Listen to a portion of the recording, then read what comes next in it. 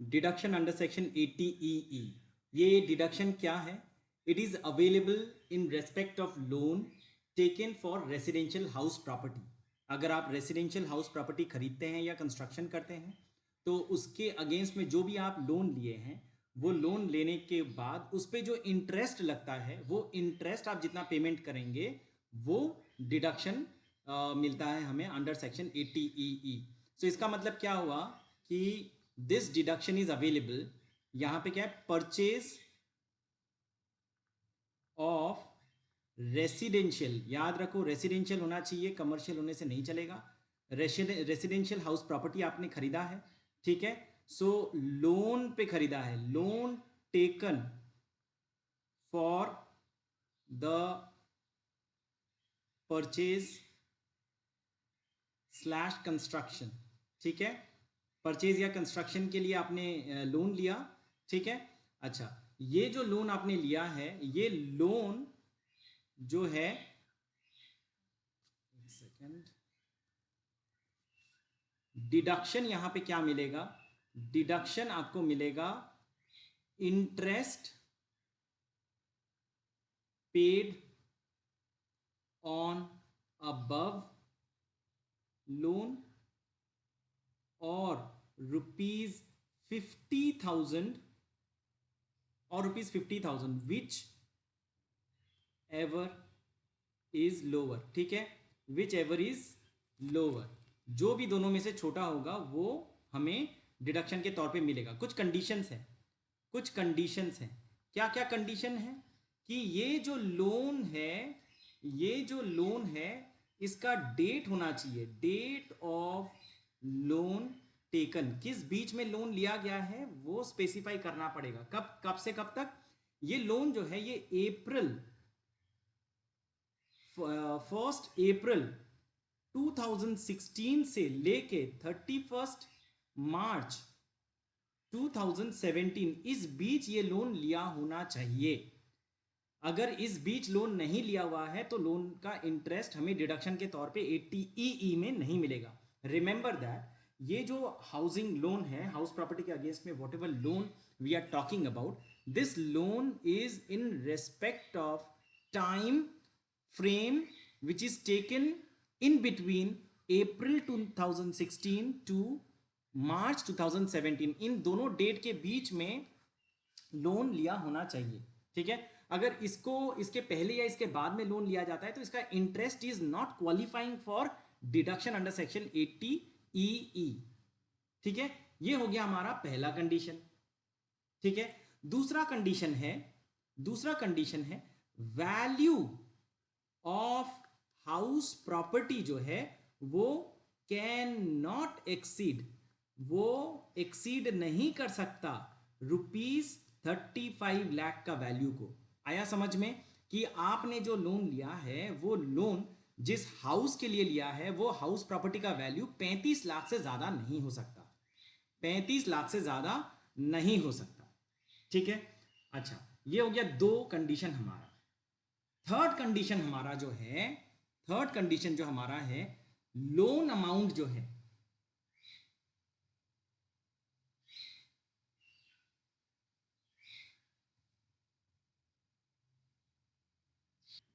Sorry एक mistake हो गया यहां पे, ये 35 लाख नहीं होगा, ये हमारा 50 लैक्स होगा, 50 लाख रुपया होगा, ठीक है? घर का वैल्यू 50 लाख को एक्सीड नहीं कर सकता। और अमाउंट ऑफ लोन जो है, अमाउंट ऑफ लोन जो है वो can not exceed,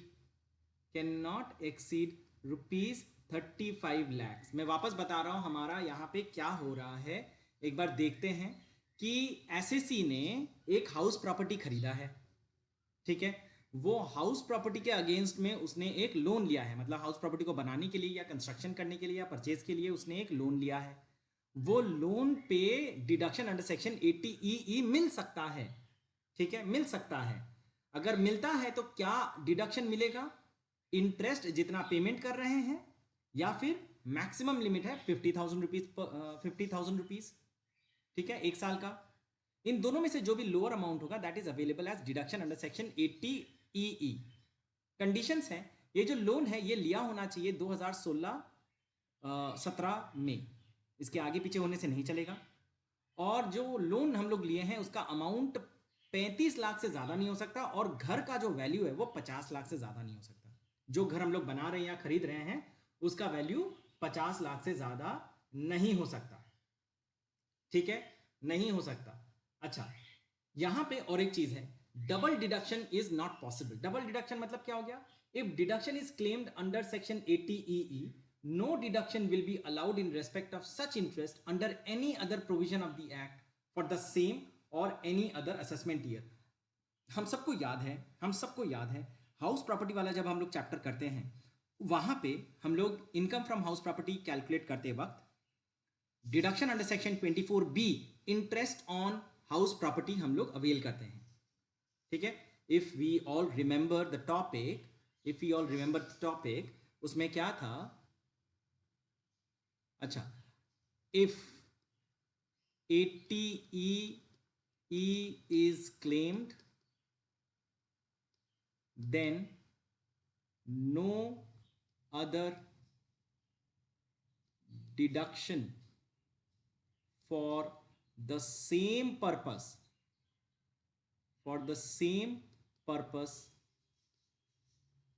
is allowed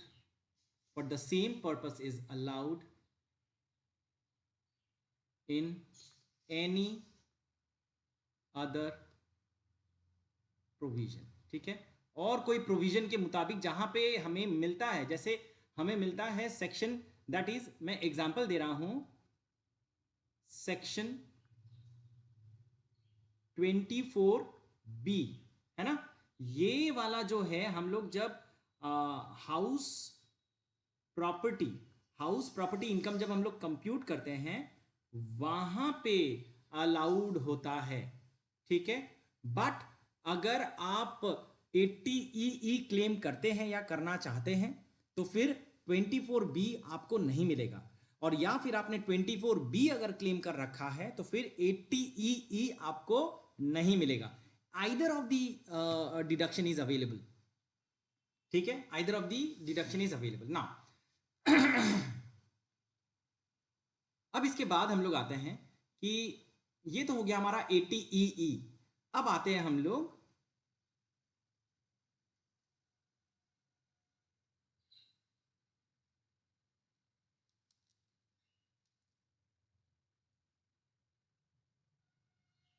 section 80EEA, section 80EEA।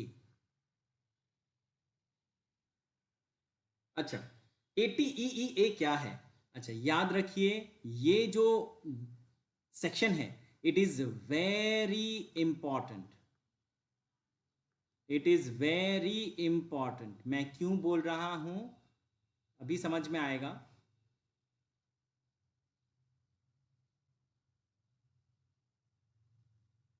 It is very important, मैं क्यों बोल रहा हूं।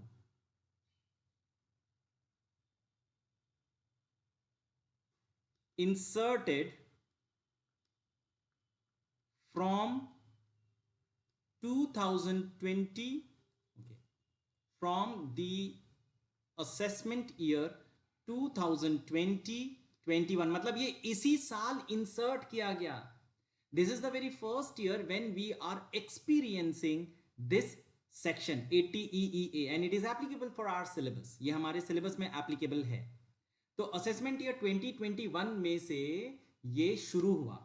इसमें क्या कहा जाता है कि सेम पर्पस है, यहां पर भी जो डिडक्शन है, ये डिडक्शन हम लोग को interest on house property loan ही है, ठीक है। सो यहां पर भी जो डिडक्शन है ये deduction interest on loan for house property ही है। Deduction is in respect of interest on loan for acquisition of house property, ठीक है, हाउस प्रॉपर्टी के लिए ही है।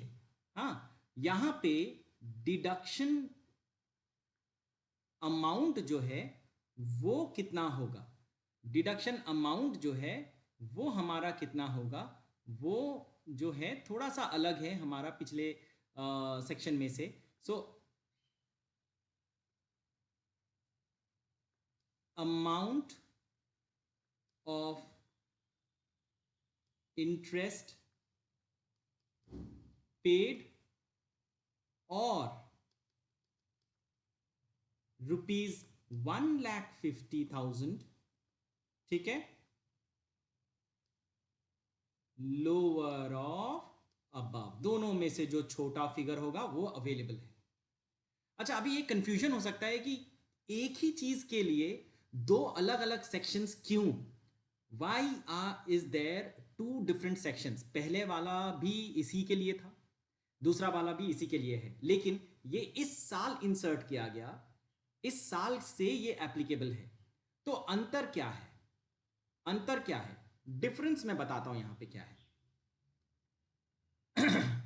कंडीशंस क्या होंगे इसके। Loan number 1, loan is sanctioned by bank during 1/4/2020 to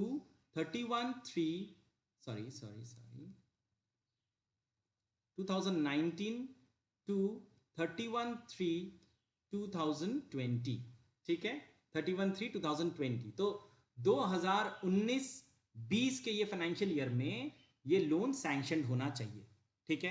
अच्छा, दूसरा कंडीशन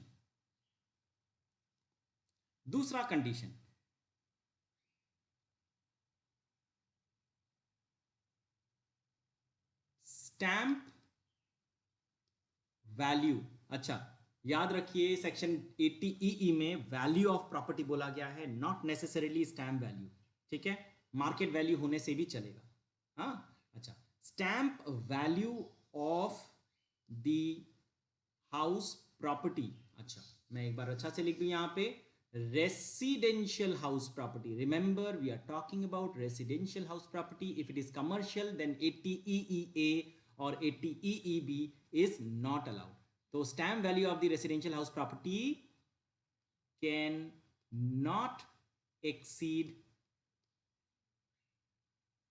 45 लाख, ठीक है, 45 लाख से ज्यादा नहीं हो सकता। Third point, third condition for us,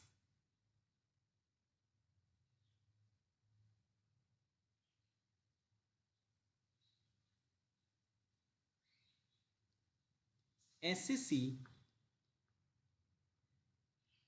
cannot own any other house property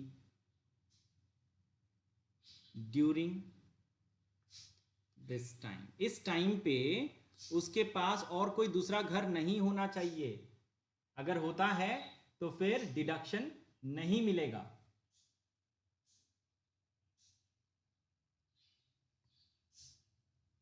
अच्छा, पिछले वाले सेक्शन में we have a limit of loan amount which is 35 lakh rupees, है ना। The loan for the purchase of residential house property can not exceed 35 lakh rupees in the previous section 80EE, but in this section there is no limit of the quantum of loan, ठीक है। Deduction amount in the previous section was 50,000 rupees as the maximum limit, here we have a maximum limit of 1,50,000, ठीक है। अच्छा, so difference यही है, difference यही है कि हमारा यहाँ पे जो लोन है इट इज क्योंकि देखो पहले अभी तो लोन जो है लोग बहुत बहुत अमाउंट के लोन लेते हैं, प्लस 35 लाख रुपीज में हो सकता है कि जो लोन जो घर हम लोग ले रहे हैं द वैल्यू ऑफ जो हाउस प्रॉपर्टी है वो हमारा कम भी हो सकता है, ज़्यादा भी हो सकता है, लेकिन क्वांटम ऑफ लोन हमारा ज़्यादा कम कुछ भी हो सकता है। तो इसीलिए यहाँ पे ये 2020 में ये नया सेक्शन इंट्रोड्यूस किया गया to increase the quantum of deduction. यहाँ पे 1.5 लाख रुपया तक का डिडक्शन अवेलेबल है, लेकिन पिछले वाले सेक्शन में 50,000 ही जो था वो मैक्सिमम हमें मिल सकता था, ठीक है। अच्छा, एक बार यहाँ पे पूरा सेक्शन देखते हैं। क्या हम लोगों ने देखा कि it's very important, inserted from 2020-21, deduction in this respect is available for if the loan is taken during this financial year, amount of interest paid or 1,50,000, whichever is lower, is available as deduction. Stamp duty value of the house property cannot exceed 45 lakh rupees, and the assessee cannot own any other house property at the time of taking this loan. ठीक है, and same section, same condition is applicable. Deduction under section 24B or 80EE not available if 80EA is taken. ठीक है, I hope समझ में आया। आगे बढ़ते हैं।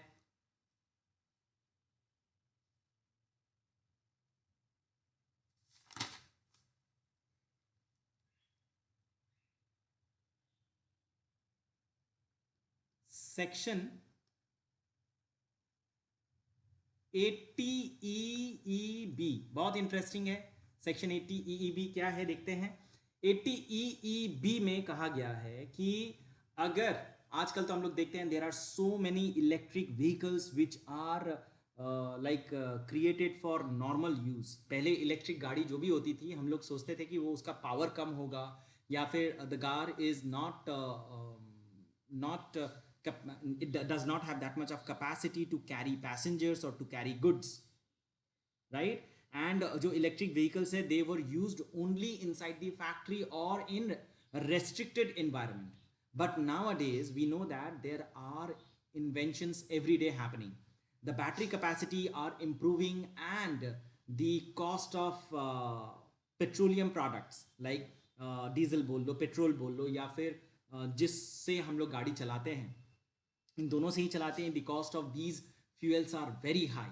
ठीक है, सो इलेक्ट्रिक व्हीकल को यूज अगर हम लोग करते हैं, इससे बहुत एडवांटेज होता है कि पोल्यूशन पहली बात घटता है, और जो आदमी इसको खरीद रहा है उसको इलेक्ट्रिक चार्ज देना पड़ता है, उसको पेट्रोल नहीं भरना पड़ता है, तो उसका पेट्रोल का कॉस्ट का सेविंग हो जाता है, प्लस वो पोल्यूशन भी नहीं करता है। And government wants you to purchase this kind of vehicles. ठीक है, सो अगर आप इलेक्ट्रिक गाड़ियां खरीदते हैं तो फिर आपको डिडक्शन अंडर सेक्शन 80EEB मिलेगा। ठीक है, सो याद रखिए, again this section is again very important, very important. मैं क्यों इंपॉर्टेंट बोल रहा हूं? Because this is inserted in this financial year, ये इसी साल इंट्रोड्यूस्ड हुआ। ठीक है, सो इंट्रोड्यूस्ड फ्रॉम असेसमेंट ईयर 2020-21, इसी साल से ये इंसर्ट किया गया। ठीक है, इसका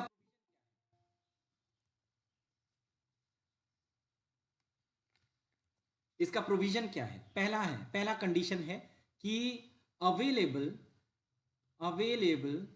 टू इंडिविजुअल, ये खाली इंडिविजुअल को ही मिलेगा। If a company purchases this car और if a firm purchases this car, उनको नहीं मिलेगा। ठीक है, talking about section 80EEB। 80EEB is a deduction. अच्छा, यहां पे मैं लिखता हूं, डिडक्शन जो है is available, deduction is available on interest on loan taken for the purpose of purchase of electric vehicle। ठीक है, इलेक्ट्रिक व्हीकल हम लोग इसको EV भी कहते हैं। EV भी कहते हैं। ठीक है, सो मैंने क्या कहा, section 80EEB is very important, very important. क्यों इंपॉर्टेंट है?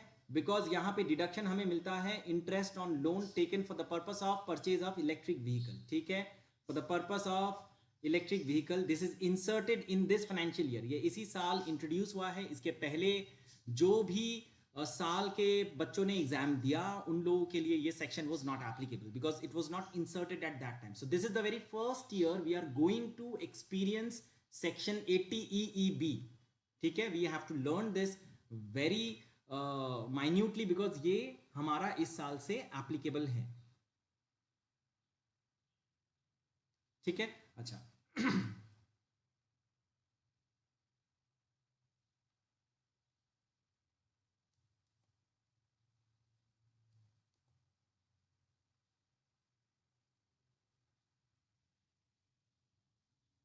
कुछ कंडीशंस तो, अच्छा, इसमें क्वांटम ऑफ लोन मैंने नहीं बताया तुम लोग को. क्वांटम ऑफ लोन क्या होगा?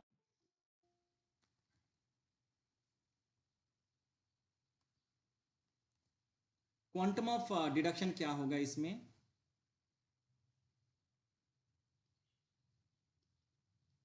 Amount of deduction. Amount of deduction will B rupees 1,50,000 or interest paid whichever is lower. Again मैं वापस बताता हूं ये सेक्शन क्या है. हम लोग अभी ज्वाइन किए तो हम लोग वापस से इसको एक बार देखते हैं क्या है. मैं वापस बताता हूं. हम लोग ये कर रहे हैं, ये सेक्शन 80 EEB. सेक्शन 80 EEB क्या है? ये इस साल से इंट्रोड्यूस हुआ. ठीक है, this is available to only individual assessees. He has taken a loan for the purchase of electric vehicle. उसने लोन लिया है एक इलेक्ट्रिक गाड़ी खरीदने के लिए. एक गाड़ी खरीदने के लिए उसने लोन लिया है और हमें डिडक्शन मिलेगा उस लोन का. इंटरेस्ट अगर हम लोग पेमेंट करते हैं तो वो इंटरेस्ट का हमें डिडक्शन मिलेगा. ठीक है, मैक्सिमम डिडक्शन हमें कितना मिल सकता है? हमें यहां पे मिल सकता है 1,50,000 तक का डिडक्शन, या फिर इंटरेस्ट जो हम लोगों ने उस लोन के अगेंस्ट में पेमेंट किया है वो. ठीक है, इंटरेस्ट जो हम लोगों ने पेमेंट किया है वो. अच्छा, एक कंडीशन है यहां पे कि loan must be taken from 1/4/2019, 1/4/2019 से लेके 31/3/2023. ये टाइम पीरियड है, इसके बीच में लोन अमाउंट होना चाहिए. इसके बीच में लोन लिया होना चाहिए. If the assessee wants deduction under section 80 EEB, then he should have taken loan between this period. ठीक है, 1/4/2019 to 31/3/2023, and the loan should have been for the purpose of purchase of electric vehicle. ठीक है, वैसे Tesla तो आ ही रहा है India में, है ना. कुछ दिन में टेस्ला गाड़ी आ जाएगी इंडिया में and people will be able two by that luxury car. ठीक है, टेस्ला. तो अमाउंट ऑफ डिडक्शन वो लोग अवेल कर सकते हैं. It's a electric vehicle. तो 1,50,000 रुपए तक का इंटरेस्ट अगर आप साल में पेमेंट करते हैं, obviously Tesla is a very expensive car, तो हो ही सकता है कि उसका एक साल का खाली इंटरेस्ट लोन के ऊपर आपको 1,50,000 रुपए देना पड़े. ठीक है, so whatever interest you are paying for the purchase of that car on loan, वो इंटरेस्ट आपको यहां पे डिडक्शन के तौर पे अवेलेबल होगा. ठीक है, now I am moving to some एकदम लास्ट सेक्शन में मैं जाता हूं. हाँ जी सर, बोलिए सर. ठीक है, अगर आप इसके पहले लोन लेते हैं, 1/4/2019 के पहले अगर लोन लेते हैं, सपोज मैं एक एग्जांपल दे रहा हूं.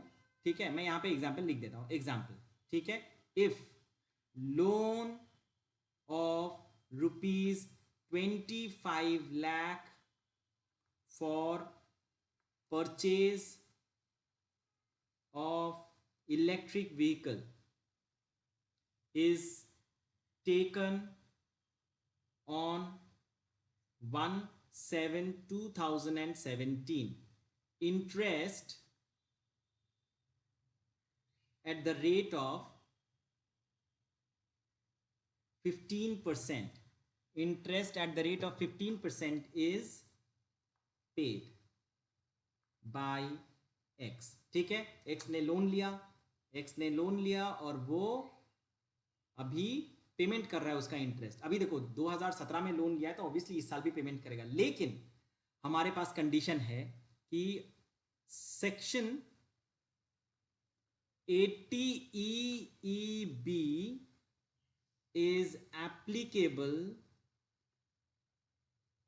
only if loan is taken between 1/4/2019 and 31/3/2023, right, 31/3/2023।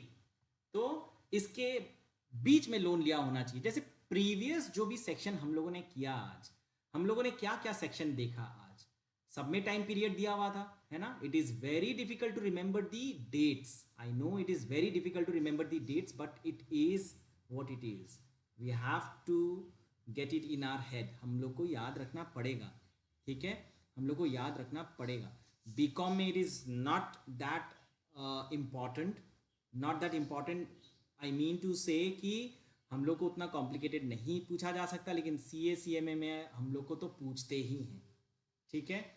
अच्छा, हम लोगों ने क्या क्या देखा मैं एक बार वापस बता देता हूँ। यहाँ पे हम लोगों ने देखा सेक्शन 80 EE, इसमें भी जो रेसिडेंशियल हाउस प्रॉपर्टी का लोन है, वो लोन का डेट्स देखो यहाँ पे मैंने मेंशन किया था, क्या डेट था कि आपका लोन अमाउंट जो होना चाहिए वो लोन आपका 31 मार्च 2017 और 2016 के बीच का होना चाहिए। अगर आपका लोन इसके बाद का है तो 80 EE आपको नहीं मिलेगा, ठीक है, 80 EE आपको नहीं मिलेगा। अगर इसके पहले भी लोन लेते हैं और या फिर बाद में भी लेते हैं तो 80 EE तो नहीं मिलेगा, ठीक है।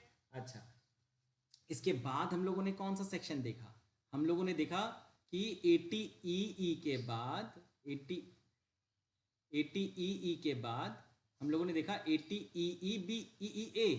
80 EEA में क्या बोला गया कि अगर आपका लोन लिया हुआ है किस डेट के बीच में, अगर आपका लोन लिया हुआ है, देखिए यहाँ पे मैंने लिखा है कि 1/4/2019 से 2020 के अंदर में आपको लोन लेना पड़ेगा। अगर आपने इस बीच में लोन लिया है और वो लोन जो है एक घर को परचेज करने के लिए आपने लिया है, जिस घर का स्टैम्प वैल्यू जो है वो 45 लाख से ज़्यादा नहीं है, इन that case deduction under section 80 EEA is available. ऊपर का सेक्शन और नीचे का सेक्शन मतलब 80 EE और EEA दोनों ही सिमिलर लगता है, सेम लगता है, क्योंकि दोनों में ही परचेज ऑफ हाउस प्रॉपर्टी है, घर खरीदने के लिए ही आपने लोन लिया है, घर खरीदने के लिए आपने लोन लिया है। लेकिन 80 EE में बताया गया है कि लोन जो है 2017 में आपने लिया था और डिडक्शन आपको 50,000 तक मैक्सिमम मिल सकता है, या फिर जो भी इंटरेस्ट आपने पेमेंट किया वो। 80 EEA इस साल इंट्रोड्यूस हुआ, इसमें कहा जा रहा है कि आपका जो डिडक्शन है वो आपको मिलेगा 80 EEA में, अगर आप 80 EE नहीं अवेल कर रहे हैं तो, मतलब आपने ऊपर का सेक्शन जो 80 EE है वो अगर आप नहीं अवेल कर रहे हैं तो 80 EEA आपको अवेलेबल है, ठीक है, प्रोवाइडेड आपने लोन लिया है 1/4/2019 से 31/3/2020 के भीतर, ठीक है, और आपने वो लोन का अमाउंट यूज किया घर खरीदने के लिए, और वो लोन पे जो भी आप इंटरेस्ट पेमेंट करते हैं वो आपको डिडक्शन के तौर पे सेक्शन 80 EEA में मिलेगा,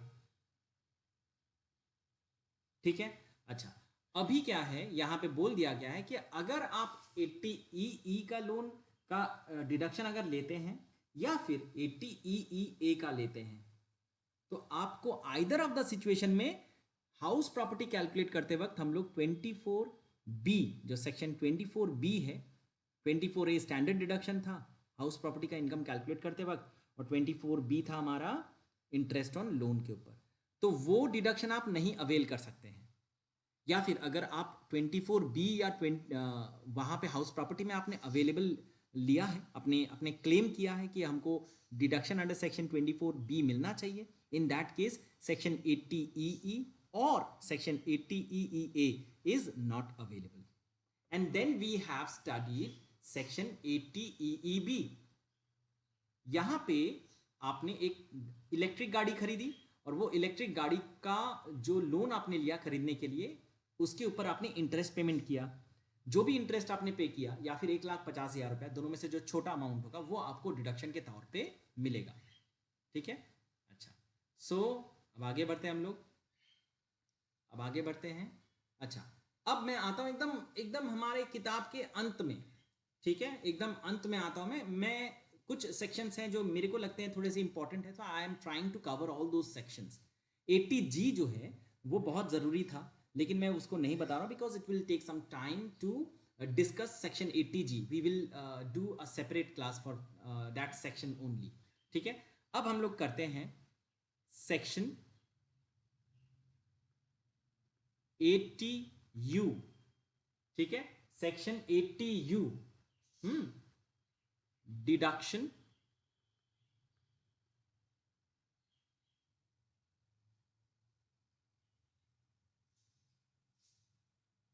फॉर पर्सन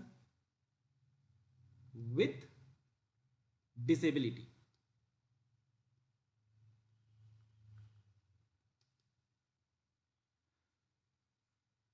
ठीक है, अच्छा। There is a possibility that there are people in the country who are disable but they are also working. I am not saying they are not qualified to work, they are definitely all individuals in the world, whether they are able और differently abled. ठीक है, differently abled का मतलब होता है people with disability. They all are allowed to work and they are all qualified to work. We have seen situations that in banks, in different offices, there are people who are using wheelchairs, or who cannot see properly, or who cannot hear properly, or who doesn't have one hand, or one of their arms is not working properly. So in all these cases we call them people with disability or people who are differently abled। अगर हिंदी में normal भाषा में कहें, अगर जो भी आदमी खुद काम करता है, खुद कमाता है और वो अपाहिज है, जो भी आदमी जो काम करता है, सैलरी अर्न करता है या बिजनेस करता है, कुछ भी करता है, और अगर वो अपाहिज है तो उसे 80U का सेक्शन के हिसाब से उसे कुछ डिडक्शन मिलता है। ठीक है, उसे कुछ डिडक्शन मिलता है। क्या डिडक्शन मिलेगा, यहां पे मैं पहले क्वांटम ऑफ डिडक्शन लिख देता हूं। सो पहले ही हम लोग लिखते हैं जो हमें याद रखना है, जो हमें याद रखना है।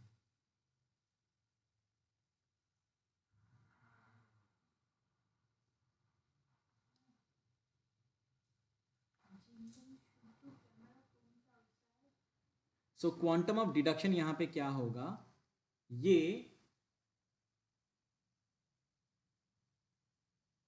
₹75,000। ठीक है, 75,000 होगा ये फ्लैट, इसमें कोई भी एक्सपेंडिचर करना या उसका ज़रूरत नहीं है। और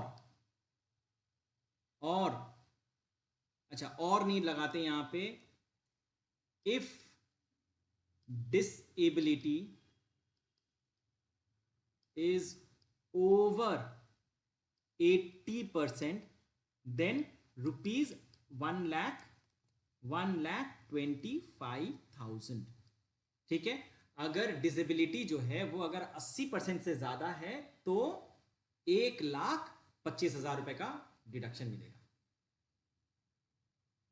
सो क्वांटम ऑफ डिडक्शन यहां पे क्या हो गया कि कितना अमाउंट का डिडक्शन मिलेगा, 75,000 या फिर 1,25,000। 1,25,000 कब मिलेगा, जब जो बंदा डिजेबल है उसका अगर परसेंटेज ऑफ डिसेबिलिटी 80% से ज्यादा है ना। How do you determine that a person is over 80% disable और लेस देन 80% डिसेबल? तो यहां पे क्या होता है, doctors doctors certificate doctors certificate is required. ठीक है, डॉक्टर सर्टिफिकेट इज रिक्वायर्ड, जो कि इसको सर्टिफाई करे कि हाँ this person is disable and the percentage of disability is this much percentage. ठीक है, सो ऐसे सिचुएशन में वो deduction under section 80U avail कर सकता है। ठीक है, अच्छा। अब नॉर्मल डिसेबल इसको हम लोग कब कहते हैं, अगर 40% हो तो, ठीक है, ये इंपॉर्टेंट नहीं है परसेंटेज उतना, ठीक है, हम लोग को खाली याद रखना है यही वाला परसेंट। अगर कोई बंदा डिजेबल बोलता है अपने आप को तो ऑब्वियसली वो 40% से ज़्यादा ही डिजेबल होगा। 40% का मतलब है इफ़ वी डोंट कॉल, अगर किसी का उंगली टूटा हुआ है तो उसे हम लोग डिजेबल नहीं कहते हैं, लेकिन अगर किसी का हाथ नहीं है या हाथ काम नहीं करता है तो उसे हम लोग डिजेबल कहते हैं। तो दैट इज ऑलरेडी 40% से ज़्यादा है, because that person is not able to work properly because of non working hand, ठीक है। अच्छा, अब मैं तुम लोग को थोड़ा सा डिटेल में बोलता हूं कि डिसेबिलिटी क्या क्या टाइप का हो सकता है। डिसेबिलिटी क्या क्या टाइप का हो सकता है, यहां पे जैसे शुरू करते हैं हम लोग ब्लाइंडनेस से, अगर कोई ठीक से देख नहीं सकता है। अच्छा, अब परसेंटेज में अगर बोले एक आंख से नहीं देख सकता, या फिर जो देख सकता है वो बहुत कम देख सकता है, ठीक है।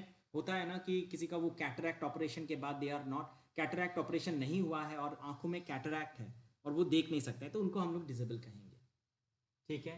देन अगर किसी को लो विजन है, ठीक है, हम लोग सब लोग ही चश्मा पहनते हैं, मैं भी पहनता हूँ, लेकिन हम लोग डिसेबल तो नहीं है सर्टिफिकेट ही नहीं मिलेगा, नहीं तो ये 1,25,000 या 75,000 हम लोग ही क्लेम करेंगे एनीवे।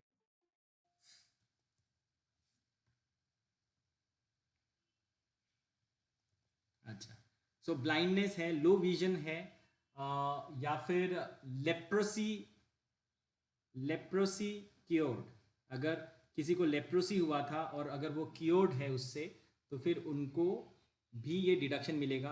अगर कोई सुन नहीं सकते हैं, hearing impairment, hearing impairment, then locomotor disability,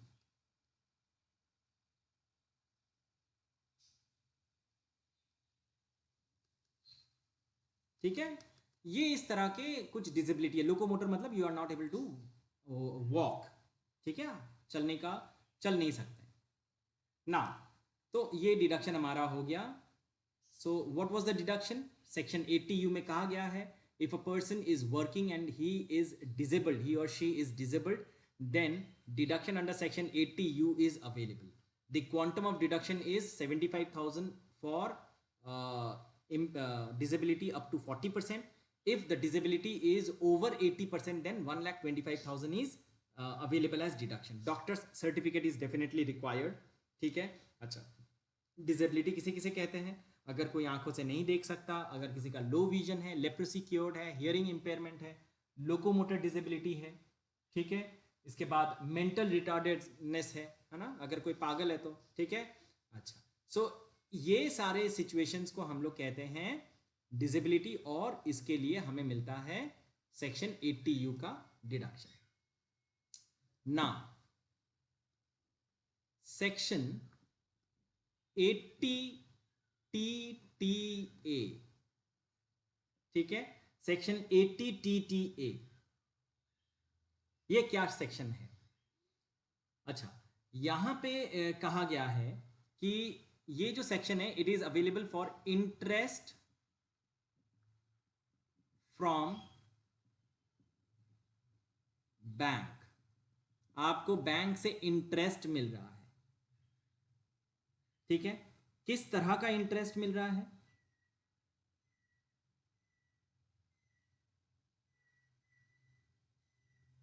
किस तरह का इंटरेस्ट मिल रहा है, सेविंग्स अकाउंट में, सेविंग्स अकाउंट का इंटरेस्ट है, ठीक है, नॉट टर्म डिपॉजिट।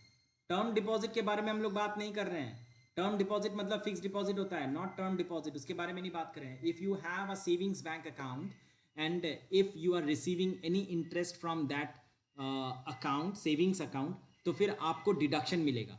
कुछ नहीं, आपको बस बैंक में पैसे रखना है, you don't have to invest your money in any where.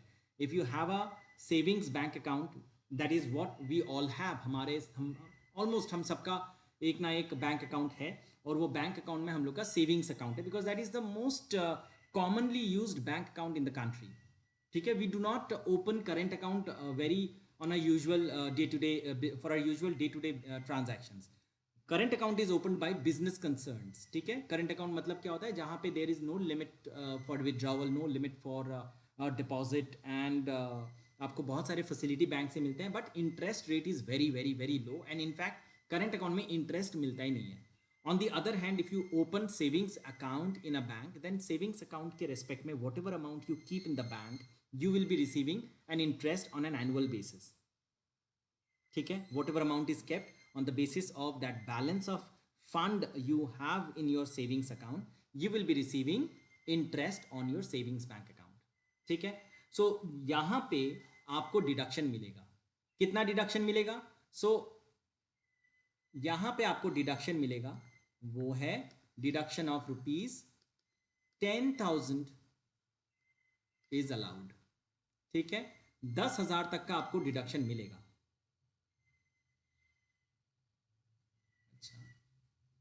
10,000 तक का मिलेगा, तो मैं यहाँ पे डिडक्शन अप टू लिख दूँ, ठीक है। Deduction up to ₹10,000 is available और इज अलाउड, ठीक है। कंडीशंस हैं, कुछ कुछ कंडीशंस हैं। क्या कंडीशंस हैं? Sorry, savings account is maintained in bank, ठीक है।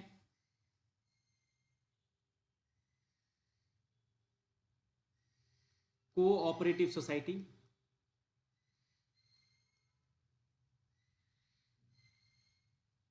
बैंक, कोऑपरेटिव सोसाइटी हो गया, ठीक है।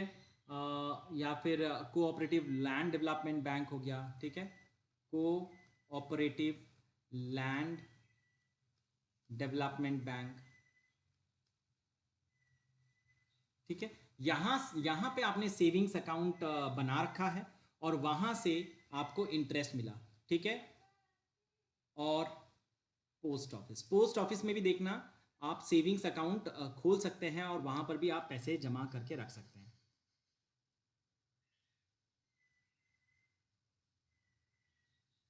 ठीक है। अच्छा, यहां पे एक कैच है, यहां पे एक कैच है। क्या कैच है वो बताता हूं मैं यहां पे आपको। फ्रॉम द असेसमेंट ईयर 2019-20, मतलब पिछले साल से, ठीक है। This deduction under section 80 TTA is not available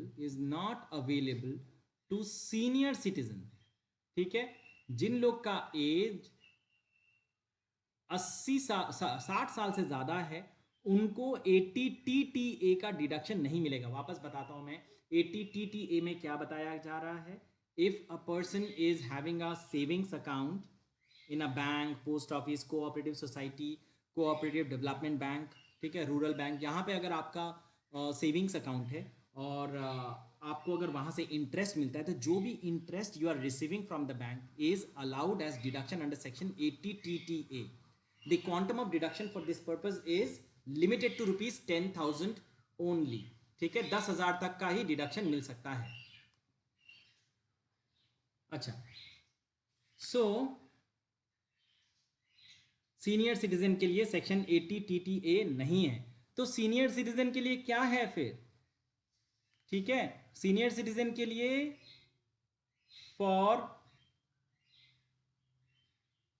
senior citizen section 80 TTB is introduced. Section 80 TTB जो है वो उनके लिए इंट्रोड्यूस किया गया, ठीक है। 80 TTA सीनियर सिटीजन को नहीं मिलेगा, 80 TTB मिलेगा। अच्छा, अब और एक कैच है। क्या कैच है? Post office savings bank account, post office savings bank account, ये क्या है?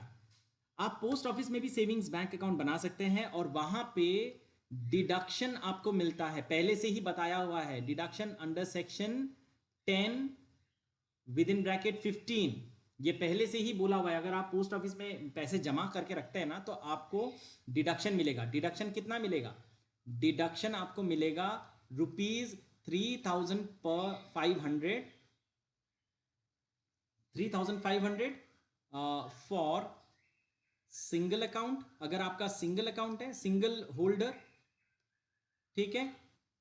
फॉर जॉइंट होल्डर, होता है ना बहुत समय में कि एक अकाउंट में दो होल्डर्स हैं, ठीक है। फॉर जॉइंट होल्डर्स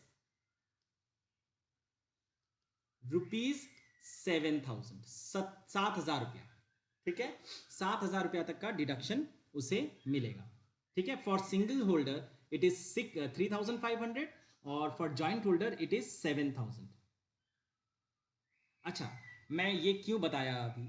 देखिए क्या होता है ना कि post office savings bank account में अगर आपने पैसे जमा करके रखे हैं, ठीक है, सो आप कुछ भी, दोनों में से कुछ भी आप अवेल कर सकते हैं, ठीक है। आपके पास ऑप्शन है, क्या क्या ऑप्शन है आपके पास? आपके पास ऑप्शन है कि क्या आप सेक्शन 80 TTA अवेल करेंगे या सेक्शन 10 15 अवेल करेंगे। 10 15 में या फिर दोनों। सो इसका मतलब क्या रहा यहां पे कि सेविंग्स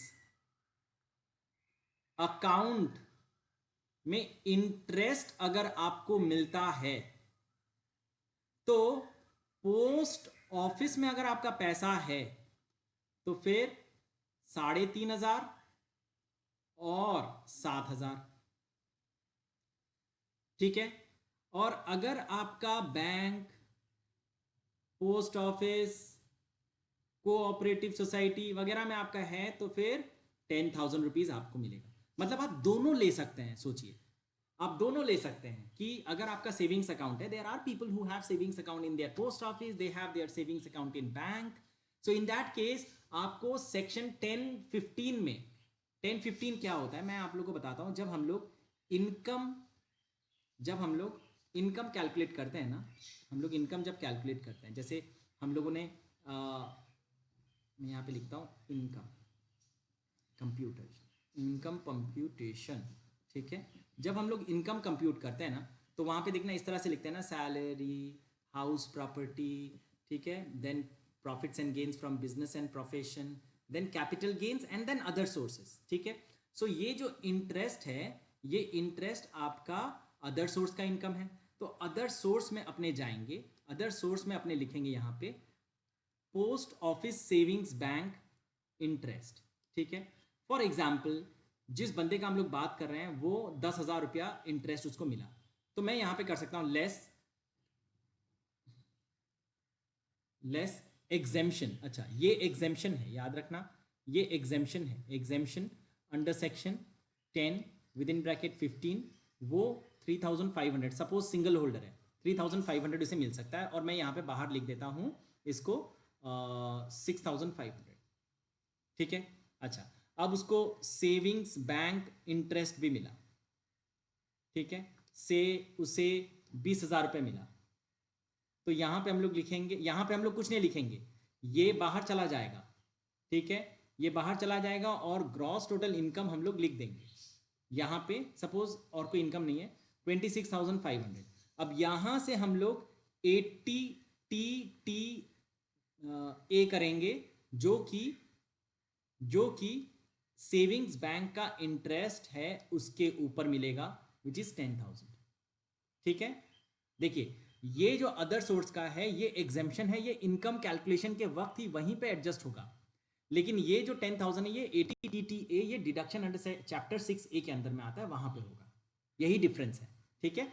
मिलेगा दोनों। देखिए यहाँ पे 3,500 ये भी मिला और यहाँ पे ये 10,000 ये भी मिला, दोनों ही मिला सेविंग्स अकाउंट के रेस्पेक्ट में। चलिए अब आगे बढ़ते हैं हम लोग।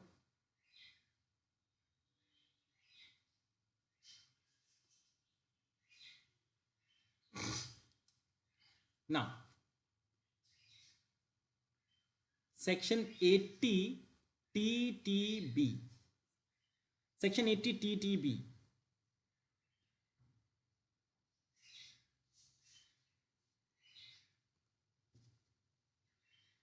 Applicable to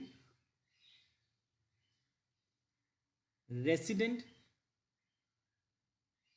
individuals. Resident individuals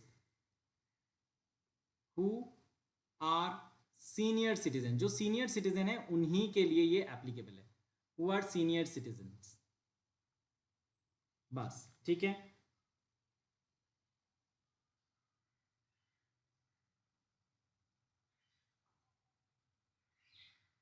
income उनको हो रहा है interest from savings bank account. ठीक है, सेम, हाँ जैसे ऊपर था, post office savings bank, cooperative society. ठीक है, ये सब जगह में अगर आप सीनियर सिटीजन हैं और आपने पैसे रखे हैं तो फिर आपको डिडक्शन मिलेगा.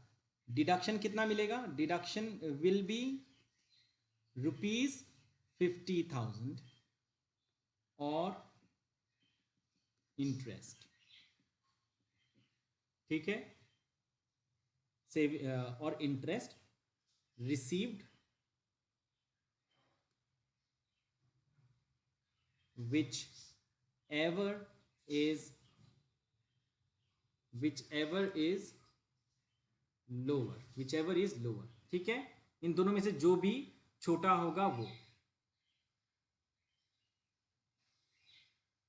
अच्छा, मैं अब ये एक चीज बताता हूं. ये एप्लीकेबल फॉर दोनों सेक्शन है. 80 TTA और TTB दोनों के लिए ही एप्लीकेबल है.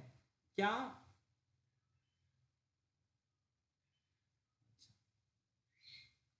एप्लीकेबल है?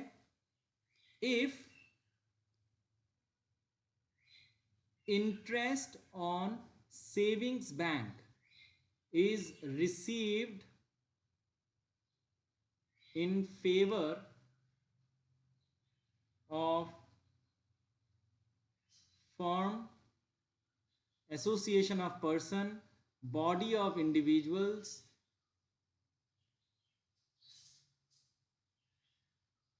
then deduction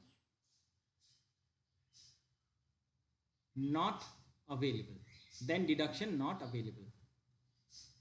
ठीक है, वापस बोल रहा हूं मैं यहां पे कि सेविंग्स बैंक अगर आप किसी फर्म का या किसी body of individual, association of person, मतलब कोई कमर्शियल बॉडी है, उनका अगर सेविंग्स अकाउंट है कोई बैंक में और वो अगर इंटरेस्ट रिसीव कर रहा है, वो इंटरेस्ट आपने रिसीव किया, तो उस एसोसिएशन या फर्म को ये डिडक्शन नहीं मिलेगा. उसको लिए नहीं है, ये खाली इंडिविजुअल के लिए ही अवेलेबल है.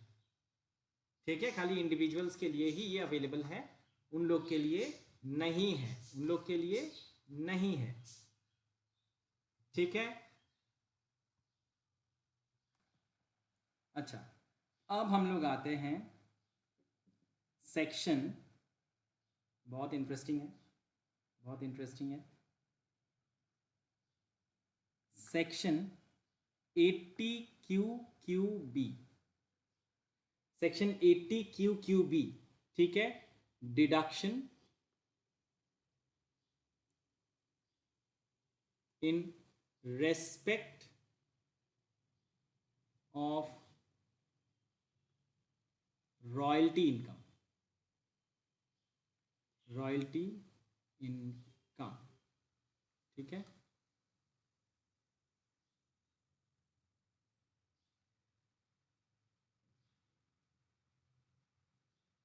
ना, अच्छा, available to resident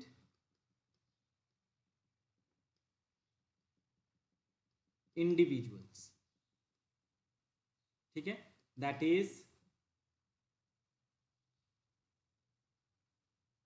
ordinary resident, not ordinary resident. ठीक है, but not available to non-resident. ठीक है, that is a foreign citizen can avail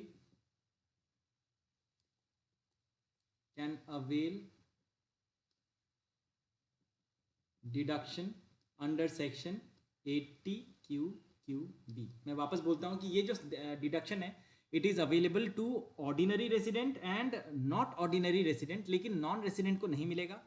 foreign citizen हो सकता है। हम लोगों ने रेसिडेंशियल स्टेटस वाले चैप्टर में देखा था कि रेसिडेंशियल स्टेटस जो है वो कैलकुलेट किया जाता है not on the basis of citizenship but on the basis of stay in India. If you are staying in the country for a specified number of days, then the calculation of residential status as per the provision of section 6 and section 6(1) will determine whether you are ordinarily resident in India, not ordinarily resident, or non-resident. If you are falling within the category of the first two, that is ordinarily and not ordinarily resident, in that case deduction under section 80 QQB is available. ठीक है, किसको मिलेगा ये? किसको मिलेगा ये मिलता है ऑथर्स को। ऑथर, और अगर आप ऑथर नहीं, आप जॉइंट ऑथर हैं। मतलब बहुत टाइम पे होता है ना, हम लोगों ने देखा है जो बड़ी बड़ी बुक्स होती हैं या फिर जो बड़े बड़े मूवी के स्क्रिप्ट्स होते हैं या फिर बहुत समय में क्या होता है कि a single author have not written the books but in collaboration with another author. ठीक है, किसी और ऑथर के साथ मिलके एक किताब लिखा। ठीक है, अच्छा वो जो किताब है, अच्छा रॉयल्टी क्या होता है? रॉयल्टी मैंने यहां पे लिखा है रॉयल्टी, स्पेलिंग मैंने गलत कर दिया, सॉरी। रॉयल्टी का मतलब क्या होता है कि अगर आप एक किताब लिखे हैं, ठीक है, और वो किताब आपने एक पब्लिशर को दे दी, ठीक है, उस किताब का जो मैटर है, जो मैन्यूस्क्रिप्ट है, you have given that data to the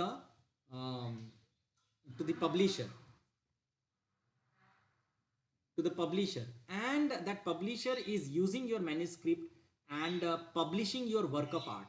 आपका जो लिखा हुआ आर्टिस्टिक वर्क है, that publisher is now publishing it in the books that he or she have printed or the company have printed. अभी क्या है कि जो ऑथर है फिर उसको क्या मिला? तो ऑथर को वो लिखे हुए काम के लिए जो भी पैसे मिलते हैं ना, उसे हम कहते हैं रॉयल्टी। उसे हम कहते हैं रॉयल्टी या फिर कॉपीराइट फीस। क्योंकि वो किताब तो बेसिकली वो ऑथर का ही है। अगर ऑथर ने लिखता नहीं वो किताब, तो फिर वो ये जो रॉयल्टी का जो क्वेश्चन है वो आता ही नहीं। सो अगर ऑथर को कोई भी रॉयल्टी का पैसा मिलता है तो वो 80 QQB डिडक्शन के लिए एलिजिबल है। ठीक है, वो 80 QQB के लिए एलिजिबल है। सो हम लोग इसको किस तरह से लिखते हैं? सो ऑथर या फिर जॉइंट ऑथर है। अच्छा, उसे क्या मिल रहा है? उसे क्या मिल रहा है? अच्छा, क्या होना चाहिए? किस तरह का किताब होना चाहिए उसने लिखा है? याद रखना है हमें,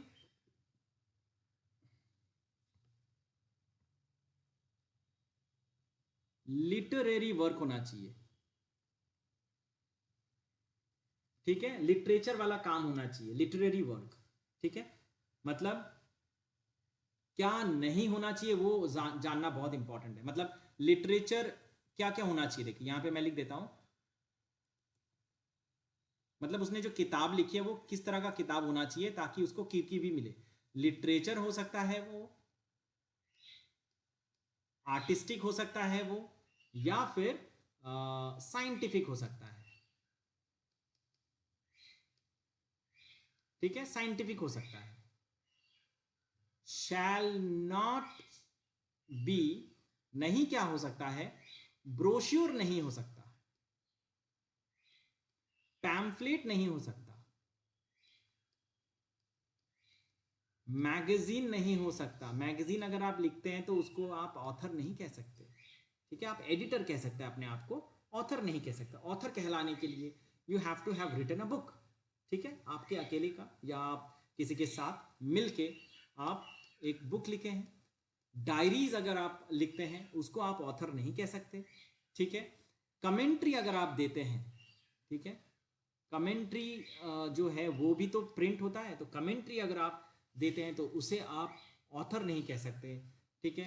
गाइड्स अगर लिखते हैं वो भी ऑथर नहीं है। जो जर्नल्स आप लिखते हैं, जो जर्नल्स आप लिखते हैं वो भी आप ऑथर नहीं कह सकते अपने आप को, ठीक है। पैम्फलेट्स हो गया,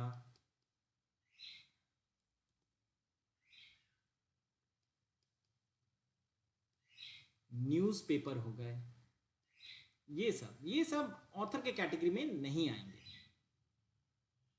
ठीक है। अच्छा, अभी ये जो डिडक्शन है ऑथर को किस लिए मिलेगा, अपने आप को पूछते हैं हम लोग, है ना। सो इनकम इंक्लूड्स, इनकम में क्या इंक्लूड किया होगा तो ये सिचुएशन आएगी। सो इनकम इंक्लूड्स, ए में लिखा है क्या, रॉयल्टी, रॉयल्टी और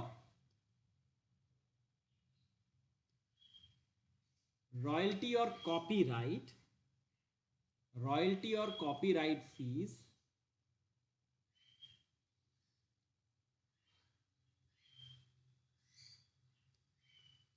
पेबल इन लमसम और पेबल इन लमसम और अदरवाइज, ठीक है। मतलब इंस्टॉलमेंट में भी हो सकता है।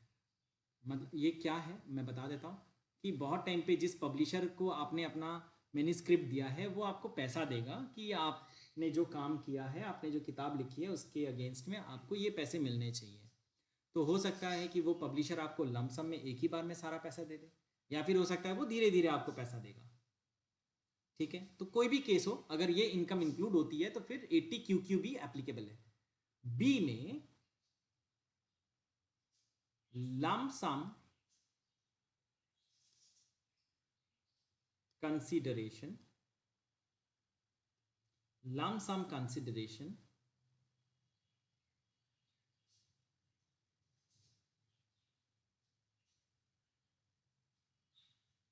for lump sum consideration for transfer of any interest in the copyright of books। मतलब lump sum consideration for transfer of any interest in the copyright of books, मतलब हो सकता है कि आपको अब अपनी किताब का मालिक नहीं रहना है, लीगल ओनर नहीं रहना है।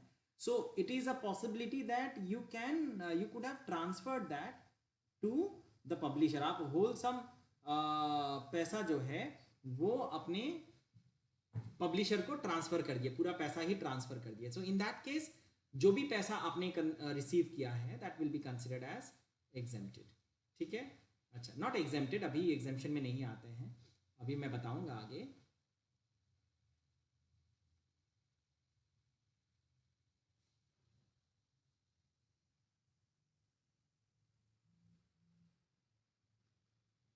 Amount of deduction, amount of deduction under section 80QQB, क्या डिडक्शन है, कितना अमाउंट मिलेगा। सो नंबर 1 ₹3 लाख, 3 लाख रुपया। नंबर 2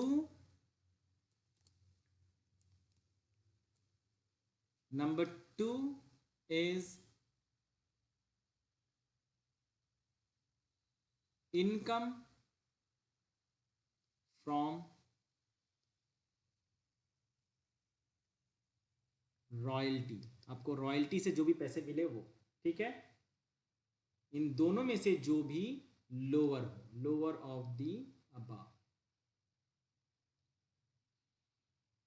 लोअर ऑफ अबव, दोनों में से जो छोटा फिगर होगा that is available as deduction under section 80 QQB।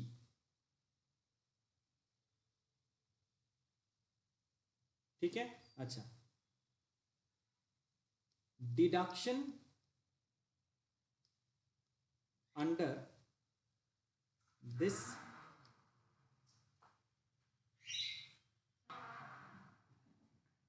Deduction under this section is available only if the income is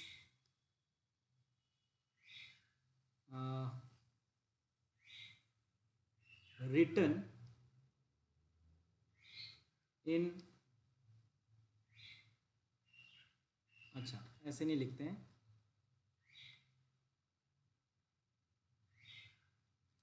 income is filed before return filing date।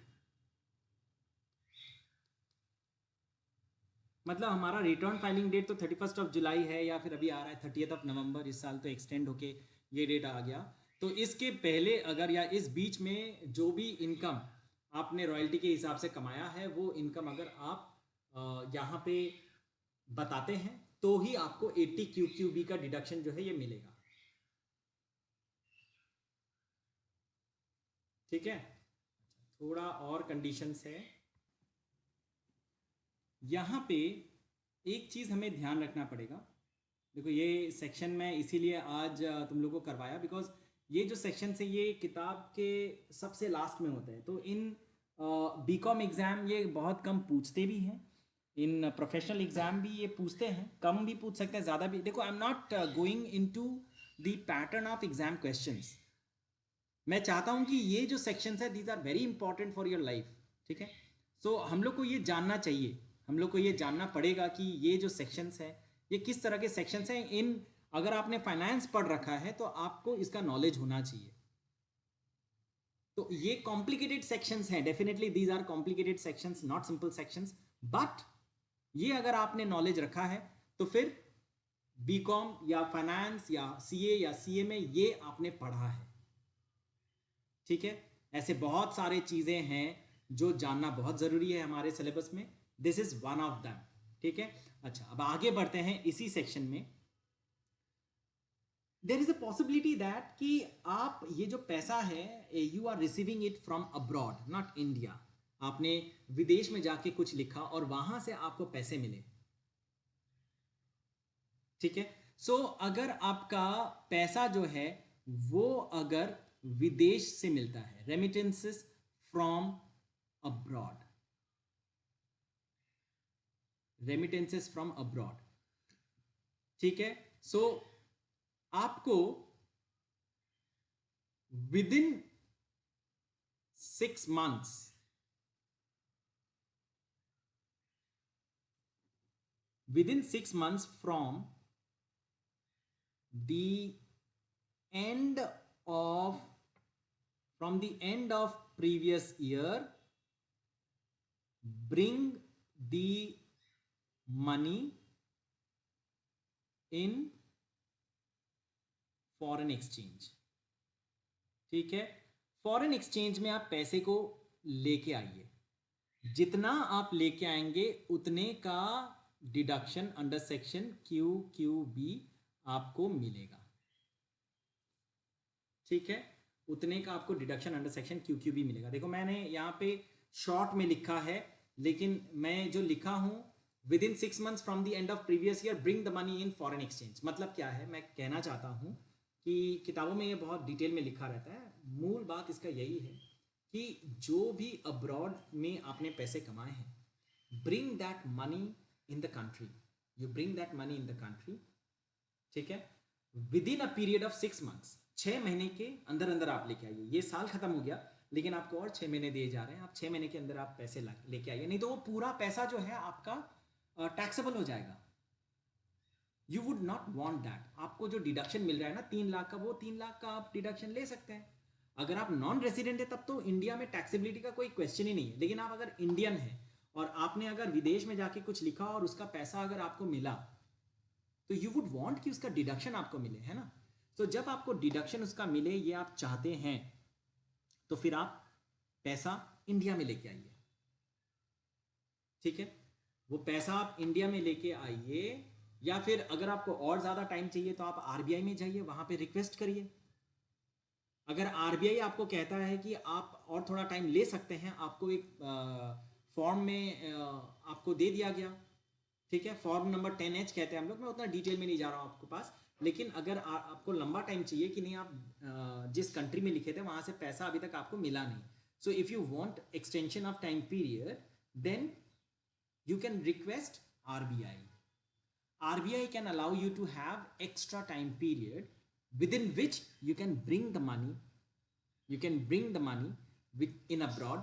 जो आपने bring the money which you earned in abroad, उसको आप foreign exchange में लेके आइए और यहाँ पे कन्वर्ट करिए, एंड देन आपके लिए 80 QQB अप्लाई होगा। मतलब फिर वापस जितना भी पैसा आपने लेके आया या फिर जो 3 लाख रुपए का लिमिट है, वो दोनों में से जो छोटा होगा वो आपको डिडक्शन मिलेगा। अगर आप नहीं लेके आते हैं पैसा, अगर आप नहीं लेके आते हैं पैसा, सपोज आपने आप लेके ही नहीं आए और बाद में वो पैसा आया इंडिया में, आपको कैश तो मिलेगा नहीं, आपको तो डिटेल्स बताना ही पड़ेगा सरकार को। अगर नहीं बताएंगे तो वो आधार कार्ड से लिंक किया हुआ है हमारे सारे अकाउंट्स, तो वहाँ से पता चल जाएगा। तो जब पता चल जाएगा कि ये रॉयल्टी का इनकम है तो 80 QQB का डिडक्शन नहीं मिलेगा, क्योंकि आपने जो टाइम पीरियड आपको दिया गया था उससे आपने एक्सीड कर गया, ठीक है। और एक बात है यहां पे कि rate of royalty not to exceed 15%। तो यहां पे बताया गया है कि where the income by way of royalty और copyright fee is not a lump sum consideration, so much of the income before allowing any expenses attributable to such income as in case of 15% of the value of such books sold during the previous year shall be ignored। मतलब आपका जो भी royalty income है, आपको जितना भी पैसा मिला, अगर लमसम नहीं मिलता है उसका बात कर रहे हैं, अगर आपको इंस्टॉलमेंट में रॉयल्टी का पैसा मिलता है तो एक साल में वो किताब को पब्लिशर बेच के जितना भी पैसा कमाता है, मैक्सिमम 15%, उसका 15% तक ही आपको डिडक्शन अंडर सेक्शन QQB मिल सकता है। मैं कहना चाहता हूं कि अगर किसी से आपको रॉयल्टी इनकम मिला और वो रॉयल्टी इनकम जो है आपको सपोज 2 लाख रुपए मिला, ठीक है ना। अब बात है जो किताब आपने लिखा था वो किताब पब्लिशर ने बेचा, लेकिन वो बेच के मैक्सिमम से 1 लाख रुपीज़ ही कमा पाया, 1 लाख रुपीज़ का ही उसका सेल हुआ, ठीक है। तो 1 लाख का 15% विच इज़ 15,000 रुपीज़, तो आपको deduction under section QQB maximum 15,000 मिल सकता है मेरे एग्जाम्पल के हिसाब से, ठीक है। सो रेट, अच्छा मैं यहाँ पे लिख देता हूँ एक बार कि rate of royalty not to exceed 15%, ठीक है। 15% से ज्यादा एक्सीड नहीं कर सकता,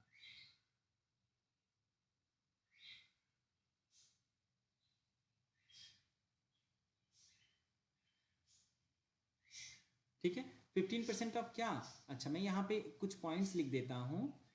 अच्छा नॉट अ, अच्छा मैं यहाँ पे ठीक से लिखता हूँ, हाँ ये है क्या, ये 15% क्या है, 15% of 15% of sale value of books, अच्छा 15% of revenue from sale of books, ठीक है। अच्छा, applicable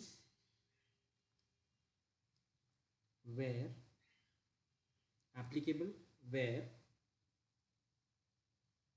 applicable where royalty is paid, royalty is paid, applicable where royalty is paid, not in lump sum। ठीक है, लम सम में आप payment नहीं कर रहे, बस यही कंडीशंस है। ठीक है, याद रखना है, यही कंडीशंस है।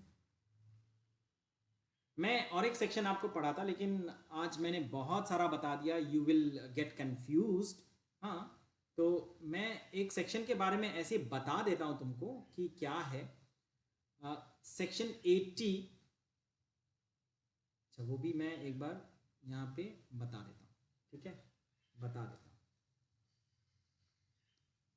खत्म हो जाएगा हमारा ये वाला पार्ट। कुछ और सेक्शंस बाकी रह जाएंगे डेफिनेटली, वो हम लोग बाद में करने से भी होगा। Section 80 RRB.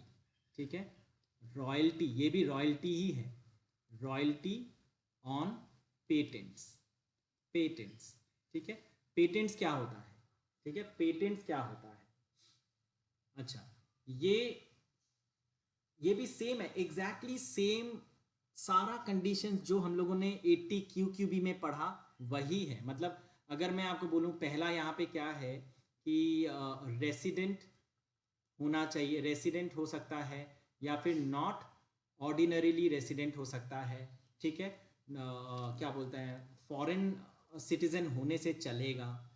ठीक है, लेकिन रेसिडेंट होना चाहिए, फॉरेन सिटीजन होने से चलेगा। हाँ, नॉन रेसिडेंट नहीं चलेगा। ठीक है, ये सारे कंडीशंस यहाँ पे एप्लीकेबल हैं।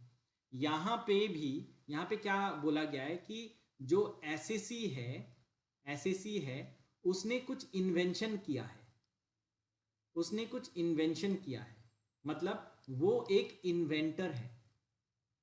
ठीक है, इन्वेंटर है, उसका उसे पेटेंट मिला हुआ है। मतलब क्या होता है ना कि अगर आप इन्वेंटर हैं, साइंटिस्ट हैं, आपने कोई प्रोडक्ट बनाया है, तो फिर वो प्रोडक्ट के लिए आपके नाम पे एक पेटेंट जारी किया जाता है। यू रिसीव अ पेटेंट, मतलब any one who is using that product or that formula without your permission, it is an offense, a legal offense, जिसके लिए आपको पनिशमेंट मिल सकता है, आपको फाइन देना पड़ सकता है। ठीक है, सो ये पेटेंट हम लोग उसे ही कहते हैं। हाँ, सो यहां पे पेटेंटी हम कहते हैं जो पेटेंट का ओनर है। ठीक है, सो मतलब पेटेंटी किसे कहेंगे? Patentee is a person whose name is entered on the patent register as the patentee। ठीक है, क्यों मिला उसे पेटेंटी? बिकॉज वो ट्रू एंड फर्स्ट इन्वेंटर है। ठीक है, वापस यहां पे बताता हूं मैं, यहां पे पेटेंटी कौन है? ये true and first inventor, true and first inventor whose name is entered in the patent register as patentee, as patentee।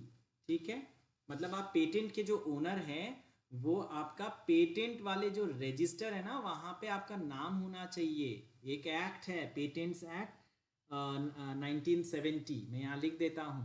ठीक है, पेटेंट एक्ट्स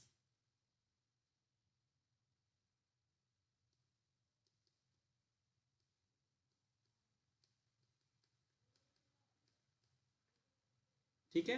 अच्छा जी, तो यहां पे हमें डिडक्शन क्या मिलेगा? पहले तो देखते हैं कि income includes royalty from patent. पहले वाले में किताब के ऊपर था और यहाँ पे पेटेंट के ऊपर है। मतलब आपने जिसके ऊपर आपका पेटेंट है ना, वो प्रोडक्ट आप जो बनाया, वो प्रोडक्ट को कमर्शियली जिसने बनाया वो उसे बेचेगा मार्केट में। सपोज आपने एक पेन बनाया, ऑब्वियसली ये पेन बहुत ही फेमिलियर है, मैं ऐसा पेन बता रहा हूँ, या फिर ऐसा सपोज पहले के दिनों में हम लोगों ने देखा था pencils which are flexible which can bend in any direction. हम लोग को तो पता है कि पेंसिल अगर नीचे गिर जाती है तो उसके निब्स, जो लिड है, ग्राफाइट का लिड है, वो टूट जाता है। लेकिन जब हम लोग छोटे थे तो उस टाइम पे हम लोगों ने देखा था कि कुछ पेंसिल्स निकलते थे जो फ्लेक्सिबल हैं, विच can bend in any direction. तो किसी ना किसी ने तो वो पेंसिल को पेटेंट करवाया, किसी ने इन्वेंट किया होगा, बिकॉज वो जो ग्राफाइट का लीड है वो ब्रिटल होता है, और अगर किसी ने उसे फ्लेक्सिबल बनाया होगा तो वो अपने नाम पे पेटेंट किया होगा, तो he is a scientist, right. So अगर वो साइंटिस्ट है और वो पेंसिल उसने किसी कंपनी को दिया कि आप ये फॉर्मूला इसने इतने पीरियड तक यूज करिए, उसके अगेंस्ट में आप मुझे पैसे दे दीजिएगा। जैसे हम लोग को पता है कि there are different cosmetic companies who are making different kind of cosmetic, shampoos, soaps हो गए, क्रीम्स हो गए, मॉइस्चराइजर हो गए, लिप बाम्स हो गए, लिपस्टिक्स हो गए। सो ये डिफरेंट कलर्स का ना पेटेंट्स होते हैं। कोई भी प्रोडक्ट आप ले लीजिए, देर आर डिफरेंट प्रोडक्ट जिसका पेटेंट ड्यू रहता है कि नहीं, पेटेंटेड अभी तक नहीं हुआ है। लैपटॉप्स हम लोग डे टू डे यूज करते हैं, तो इसके अंदर में जो भी टेक्नोलॉजी आती है ना कोई इन्वेंट करता है, और जो इन्वेंट करता है ना वो अपने नाम पे उसे रजिस्टर कर लेता है कि अगर वो टेक्नोलॉजी कोई भी यूज करता है तो फिर वो जिसने इन्वेंट करा है उसे पैसे मिलेंगे, और अगर वो विदाउट उसके परमिशन से वो प्रोडक्ट या वो टेक्नोलॉजी को यूज करता है, वो नो हाउ को यूज करता है, तो फिर उसे फाइन देना पड़ेगा या फिर उसे पनिशमेंट मिलेगा। तो जो भी रॉयल्टी का इनकम है पेटेंट के ऊपर, वो अगर मेरे इनकम में इंक्लूड किया गया है तो मुझे डिडक्शन अंडर सेक्शन 80 RRB मिलेगा। ठीक है, 80 RRB मुझे मिलेगा। तो क्या होगा, तो डिडक्शन जो है कितना मिलेगा, तो डिडक्शन अंडर सेक्शन 80 RRB जो है वो है नंबर 1, यहां पे लिख देता हूं मैं, लोअर ऑफ फॉलोइंग। ठीक है, नंबर 1 ₹3 लाख, या फिर जितना भी रॉयल्टी इनकम मिला। ठीक है, जितना भी रॉयल्टी इनकम मिला। If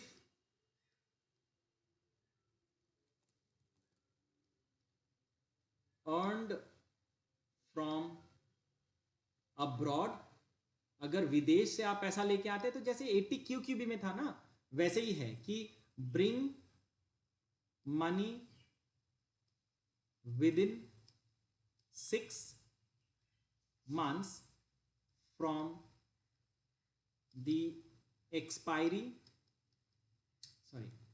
from the end of previous year in foreign exchange।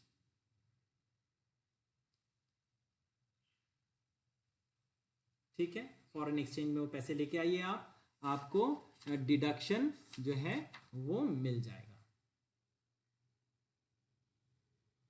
या फिर अगर आपको ज़्यादा समय चाहिए तो आप वापस से बताइए अपने आप RBI में जाइए, वहाँ पे आप अप्लाई करिए, आपको ज़्यादा टाइम भी अलाउ हो जाएगा। यहाँ पे 15% का कुछ भी है नहीं, क्योंकि यहाँ पे तो प्रोडक्ट सेल हो रहा है, तो उससे रिलेटेड कुछ है नहीं। बस यहीं तक है ये इम्पॉर्टेंट सेक्शन। ठीक है।